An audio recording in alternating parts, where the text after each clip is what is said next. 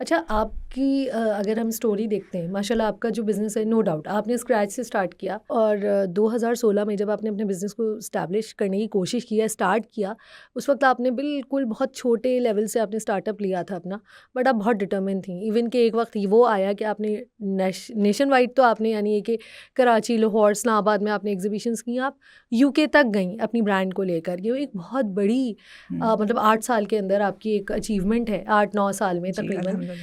लेकिन मुझे जो पता है वो ये कि शादी के बाद जब आप कुछ नहीं कर रही थी या जब आपके बच्चे हुए, तो आप एक सिवियर डिप्रेशन का शिकार हो गई थी। लोगों को पोस्टपार्टम डिप्रेशन होता है, आपको प्रीपार्टम बच्चों के पैदा होने से पहले डिप्रेशन हुआ और उसमें आपने अपने आप को इतना आप इंटेंस आप उसके अंदर यानी चली गई थी या इन्वॉल्व हो गई थी कि आप बिल्कुल सुसाइडल हो चुकी थी। वहाँ से आपने अपने आप को कैसे निकाला? वेरी डिप्रेसिव स्टोरी, बट हम्म, सिर्फ मैं इसलिए बताऊंगी ताकि अगर किसी को खुदा न खास्ता कभी इस चीज़ से फेस करना पड़ता है या किसी की वाइफ को ये फेस करना पड़ता है या किसी की बहन को या किसी की बहू को, स्पेशली एक सास को ये वाली बात बहुत ज़्यादा जी, जी। समझनी होगी कि अगर उसकी बहू के साथ ऐसा कुछ हो रहा है, एक हस्बैंड को ये बात समझनी होगी कि उसकी वाइफ के साथ ऐसा हो रहा है, तो उसको बहुत ज़्यादा उसको इस तरीके से रखना चाहिए जैसे किसी बेबी का वो ख्याल रखता है। अटेंशन बहुत ठीक, ज़्यादा हाँ। ज़रूरत होती है अटेंशन दूसरा की। ये जो आपने अभी डायपर्स और ये वाली चेंज करने वाली बात की है, तो मैं आपको बताऊं, मैं इतना सीवियर हो गया था मेरा